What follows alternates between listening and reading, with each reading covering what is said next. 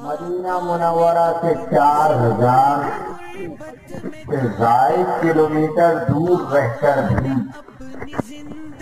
گاؤں دیہات میں مختلف اقوام، مختلف مذاہب کو ماننے والے لوگ قبائل اور قوموں کے بیچ میں رہتے ہوئے بھی آج ہم محمدی مسلمان ہیں، اسلامی احکام پر انہی پر عمل کرتے ہیں جن پر صحابہ کرام رضوان اللہ عنہم اجمعین عمل کیا کرتے تھے۔ اس پر ہم جتنا شکر ادا کریں اتنا کم ہے کہ رسول اکرم صلی اللہ علیہ وسلم نے انسانیت کے باقی رہنے تک جس دین کو باقی رکھنے کی دعا اللہ عز و جل سے مانگی تھی، اللہ نے ہمیں اس جماعت میں شامل کر رکھا ہے کہ ہم سے دین کا بقا ہے۔ اسی کے ساتھ یہ بھی اللہ کا بہت بڑا احسان ہے کہ اس ملک میں ہم سلامتی کے ساتھ دوسری اقوام کے درمیان بھائی بھائی کے تعلقات کو باقی رکھتے ہوئے سب کے مذہبی علامات، شعار، مقامات کا احترام کرتے ہوئے ہم سلامتی کے ساتھ اس ملک میں بسے ہوئے ہیں۔ یہ بھی اللہ کا فضل ہے۔ اس پر شکر گزاری بھی ہونی چاہیے، اس لیے کہ اللہ عز و جل فرماتے ہیں لَإِن شَكَرْتُمْ لَأَزِيدَنَّكُمْ، شکر کرو گے تو ہم نعمت کو بڑھائیں گے، وَلَئِن كَفَرْتُمْ إِنَّ عَذَابِي لَشَدِيدٌ، اگر نعمت کا شکر ادا نہ کیا گیا تو اللہ تعالیٰ فرماتے ہیں پھر ہماری پکڑ بڑی سخت ہے۔ ناشکری پر پکڑ ہوتی ہے، شکر گزاری پر برکتیں ملتی ہیں۔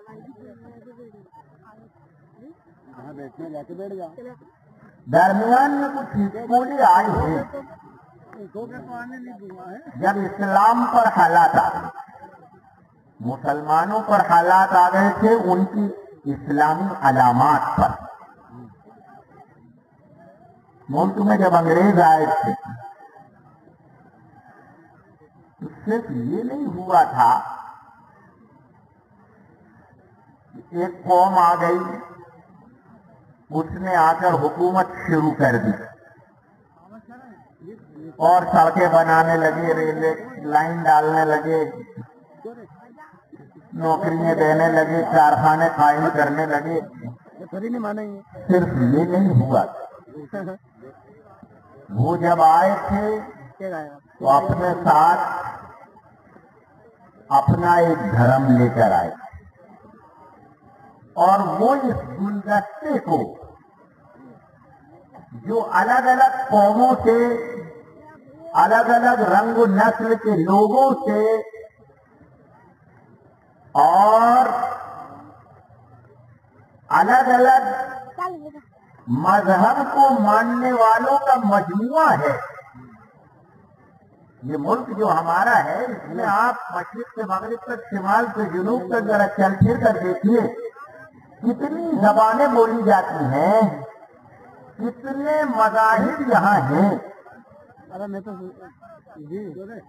کتنے قسم کے مذہبی مقامات یہاں پائے جاتے ہیں، کتنے قبائل جو یہاں آباد ہیں، ان سب کا یہ گلدستہ ہے، الگ الگ رنگ ہیں، سب کا احترام ہوتا ہے، سب یہاں عزت کے ساتھ رہتے ہیں۔ جب انگریز آیا تھا تو وہ ایک ذہنی بخار لے کر، اس کا ذہنی بخار یہ تھا کہ ہم اس پورے ملک کو عیسائی بناتے، ہماری ہی زبان بولی جائے، ہماری ہی تہذیب اور ہمارا ہی کلچر ہو، سب ہمارا لباس پہنے،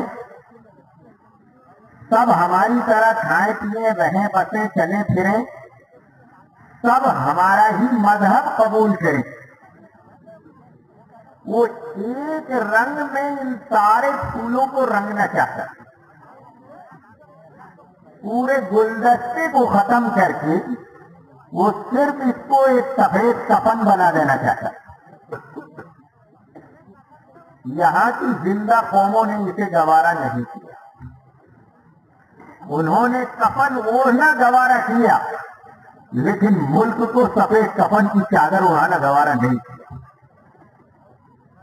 کتنے ہی قبرستانوں میں دفن ہو گئے، کتنے چلے گئے، کتنے تو ایسے رہے جن کو قبریں ہی نصیب نہ ہوئی، کتنے ایسے رہے جن کو کفن نصیب نہ ہوئے، اس لیے کہ آنے والا اپنی طاقت کے ساتھ آئے، وہ ہمیں ٹکڑے ٹکڑے کرتا ہوا آیا، اس نے ہمیں بانٹا تھا اور اپنی حکومت قائم کی، وہ اپنے ساتھ اپنے مذہب کا پرچار کرنے والے لوگوں کو لایا، اپنے مذہب کی بالادستی اور سب سے اعلیٰ ہم ہیں یہ ذہنیت لے کر آئے۔ اس نے ہندوستان میں چلنے والی ساری تعلیم گاہیں بند کر دی اور ان کے مقابلے میں وہ اپنے اسکول لے کر آیا اور ان اسکولوں میں سیکولرزم کے نام پر اپنے اپنے مذہب سے بیزاری کی تعلیم لے کر آیا۔ یہ سب وہ لا رہا تھا، ظاہر ہے کہ یہ ملک کی جو ڈائیورسٹی ہے، جو گلہائے رنگا رنگ ہیں، یہاں الگ الگ قومیں ہیں، ان کی پہچان مٹانے کے لیے آئے۔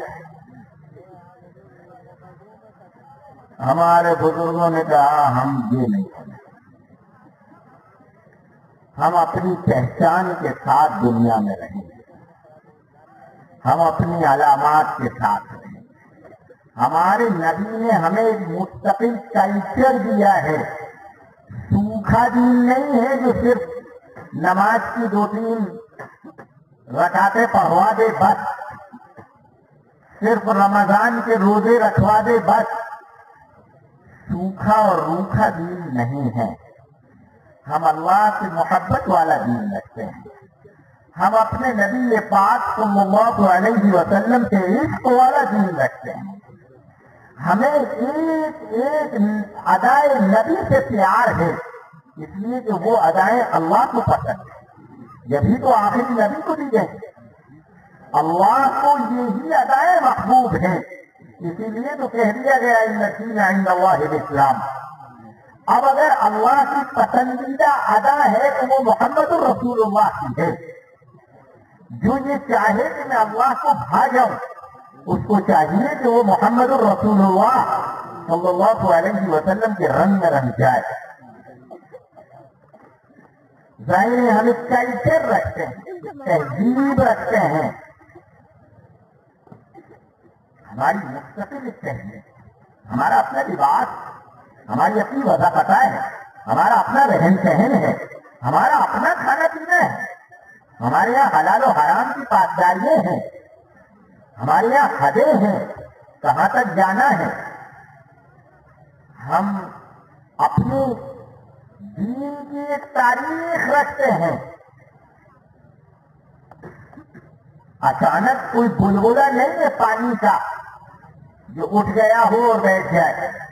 ہم 1500 سال پرانی تاریخ رکھتے ہیں اور سارے انبیاء کرام علیہم الصلوۃ والتسلیم کی تاریخ رکھتے ہیں۔ پوری دنیا کے پاس اتنی پرانی کوئی لکھت ہسٹری ہے ہی نہیں جو ہمارے پاس، اور ہمارے پاس نہیں ہے، ہم نے تو اسے سیو رکھا ہے، ورنہ ہے تو وہ دنیا بھر کے لیے، سب کے لیے ہے، اس کا نام قرآن پاک ہے۔ ظاہر ہے کہ ہم اتنا سب رکھتے ہو اور اس سب سے اپنی نسلوں کو خالی کر دیں، ہمیں یہ گوارا نہیں ہے۔ یہ ملک جتنی قوموں کا ہے، جتنی ملتوں کا ہے، جتنے مذاہب کا ہے، سب کے ساتھ باقی رہے گا۔ اس سے پہلے بھی بہت سی قومیں آئیں، لیکن یہاں کی اس ڈائیورسٹی کو، اس رنگا رنگی کو کسی نے نہیں چھیڑا، اس لیے پورا ملک کھڑا ہو گیا تھا باری باری۔ ہم پہلے اس لیے کھڑے ہوئے کہ ہم پہلا نشانہ تھے۔ جب ہم کھڑے ہوئے اور ہم نے لوگوں کو کہا کہ یہ تمہارا رنگ مٹا دیں، یہ تمہارا رنگ مٹا دیں، یہ تمہاری نسل مٹا دیں، یہ تمہارا مذہب مٹا دیں، یہ تمہاری تہذیب مٹا دیں، تو پھر دھیرے دھیرے بھائی سے بھائی کاندھا لگا کر کھڑے ہوتے چلے گئے۔ پورے ملک میں شروع میں جنگیں لڑی گئیں، پھر اس کے بعد تحریک، موومنٹ اور آندولن شروع ہوئے۔ ظلم سہ لیے، مصیبتیں برداشت کر لی، لیکن اپنے ملک کی اس رنگا رنگی کو بچایا، اور وہ جو سفید کفن کی چادر اس پورے ملک کو اڑا کر مردہ بنا دینا چاہتے تھے، اپنے غلام بنانے کا جو خواب دیکھ رہے تھے، ان کو ایک دن اپنی چادر لپیٹ کر اس ملک سے جانا پڑا۔ پھر ہم اپنی رنگا رنگی کے ساتھ باقی ہیں۔ ہر مذہب کی مذہبی مقامات بھی موجود ہیں، ان کے لباس بھی موجود ہیں، ان کا کھانا پینا بھی موجود ہے، ہر ایک کے رسوم و رواج بھی موجود ہیں، سب ساتھ ساتھ رہتے چلے آ رہے ہیں۔ جب ملک آزاد ہو رہا تھا تو پھر ایک مسئلہ آیا کہ اب یہ ملک کیسا ہوگا۔ یہ ایک سوال اٹھا کہ یہ ملک آئندہ اب کیسا ہوگا، کیسا چلے گا۔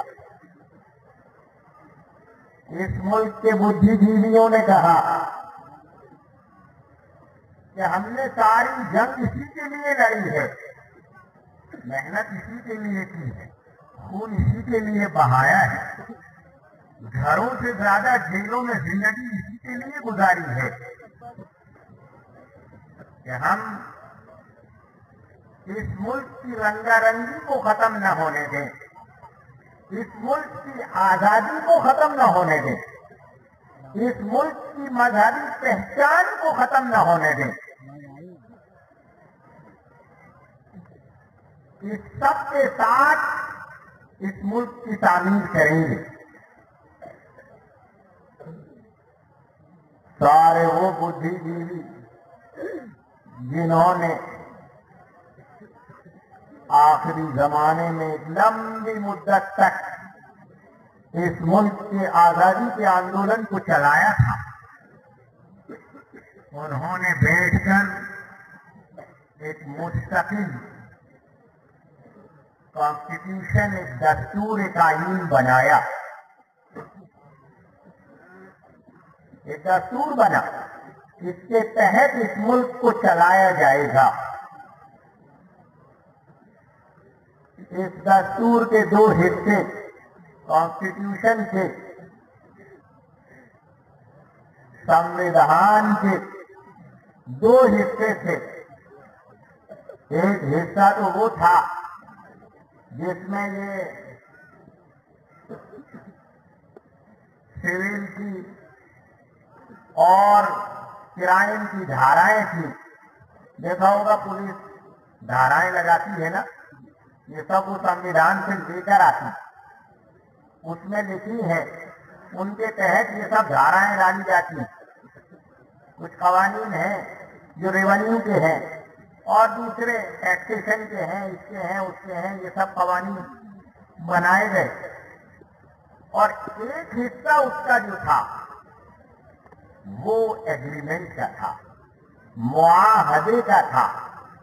سارے ملک کی तमाम कौमों को जब इस तस्वीर के दानों को समेट कर एक मुल्क में पिरोया जा रहा है, तो एक मजबूत धागा चाहिए जिसमें इन सारे दानों को पिरो लिया जाए, तभी वो तस्वीर कहलाए। उस धागे को वो संविधान के एग्रीमेंट का नाम दिया गया। संविधान का प्रियम्बल पढ़ो, जो उसका इब्तिदाई हिस्सा है, इफ्तिताहियां हैं, उसको पढ़ो तो मालूम होगा कि सारी कौमों ने इकट्ठे होकर इस मुल्क को एक डेमोक्रेटिक कंट्री, एक जमहूरी मुल्क बनाया था।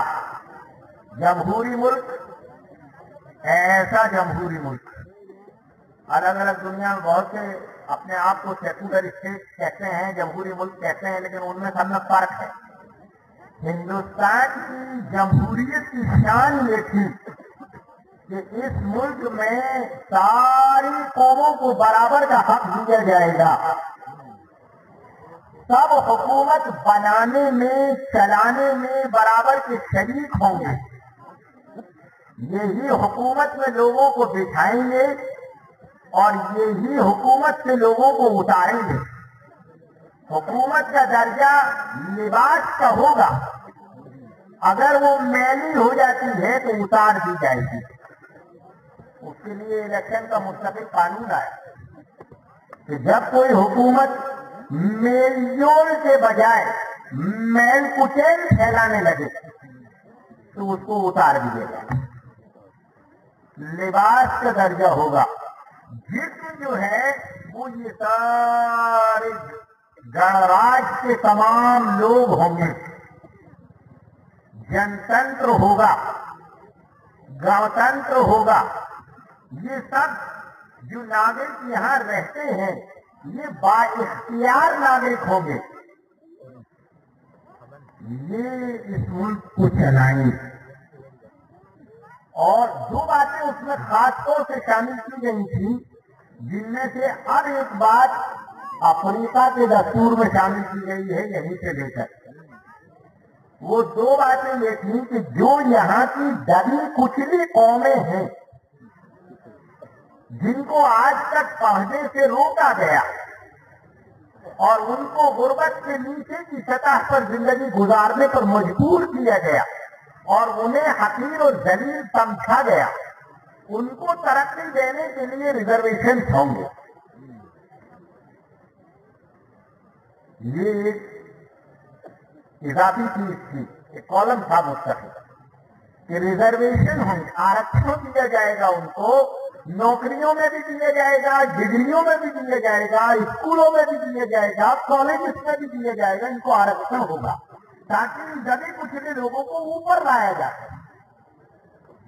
एक कॉलम ये रखा गया था और दूसरा कॉलम ये रखा गया था कि इस मुल्क की हुकूमत का कोई मजहब नहीं होगा, लेकिन सारे मजाहिब का एहतराम किया जाएगा। हर मजहब को मानने वालों को बराबर की आजादी दी जाएगी, उनके प्रचार प्रसार के लिए भी और अमल करने के लिए भी।